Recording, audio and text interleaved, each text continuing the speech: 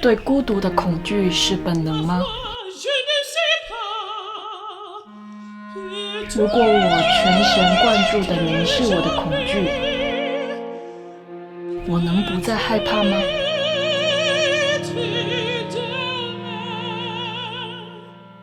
当我们害怕孤独的时候，我们真正害怕的是什么？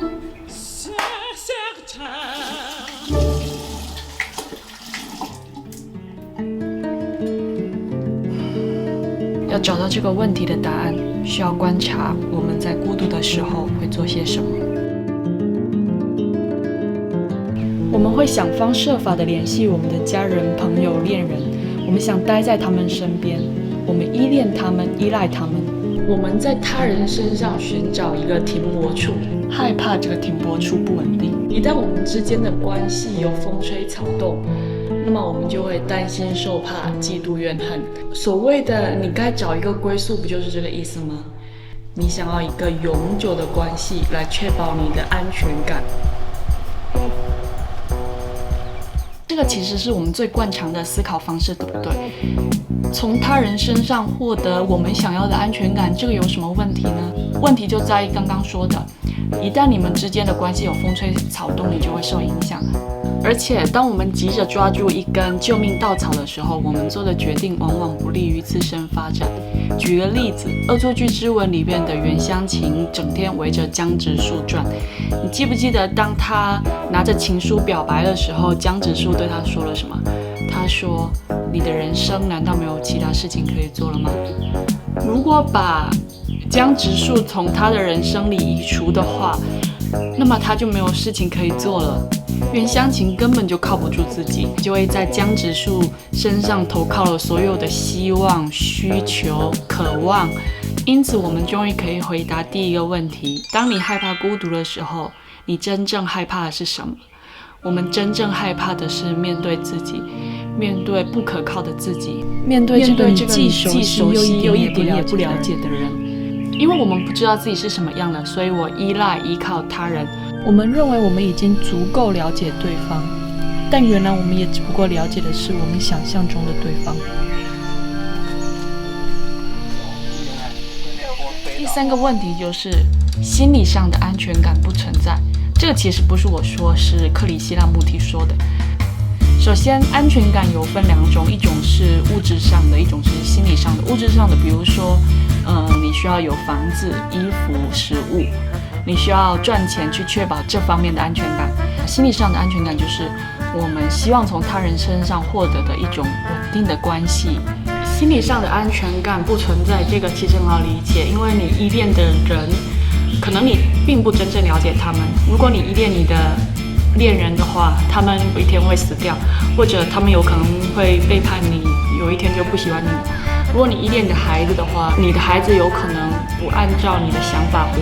所以如果我们把这一个当做一个事实来接受的话，那我们就不会苦苦的从外面索求安全感。那我相信听到这里你肯定会想，那又怎么样呢？我可以做些什么？我还是感到不安，我还是感到恐惧，我还是害怕孤独。克里希那穆提呢，他是这么说的这个只是我的理解，因为他的理论常常很抽象、很深奥。他说，观察者就是被观察者本身，你就是你的恐惧本身。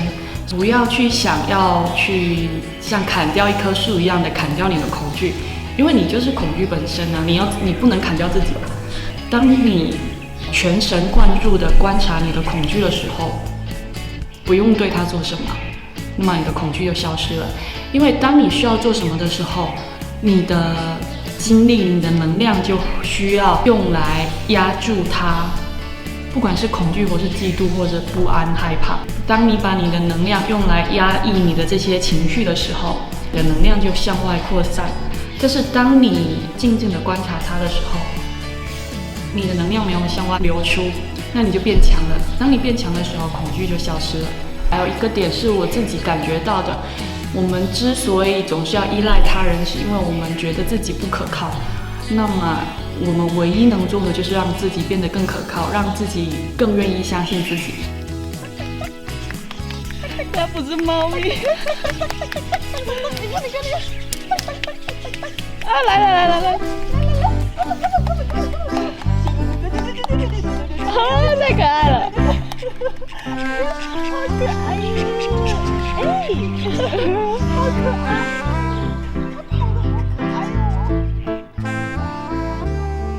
最后呢，我想跟大家分享的是我这几天遇到的一些闪闪发光的人们。你放松一点，你可以省一点力，对。要捕捉一个画面，不容易啊，我会也很享受。他们每一个人都是自己住，这一点对我来说很重要，因为这是我目前最大的挑战。我一方面希望自己住，另一方面又控制不住的希望去抓住一些安全感。那天呢，我去了一个叫 Tiger Camp 的地方，然后那个地方的每一个人呢，都能够很好的和自己相处，依靠着自己的双手维持生计。But you can try maybe one hole ได้ไหม one for one ร้องไหม ใหม่เชียงใหม่ request coffee for you guys โอ้ขอบคุณค่ะ20ใช่ไหม我们一起开着简单的玩笑，享受短暂的相处时光，在不计较得失的关系中，快乐和满足是多么容易。ใจดีใช่ไหมคะใจดีค่ะ好心就是人很善良的意思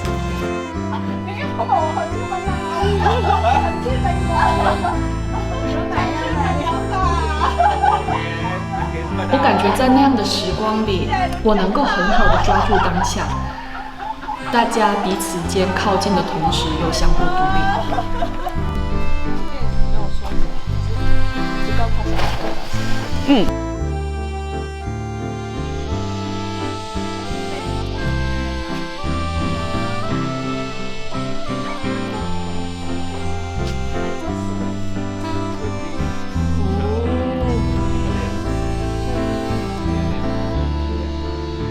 Now finish.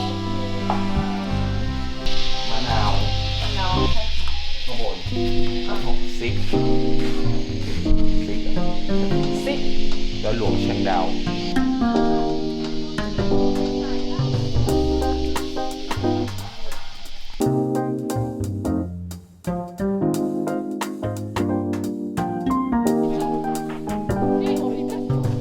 哇这里有毛毛虫好可爱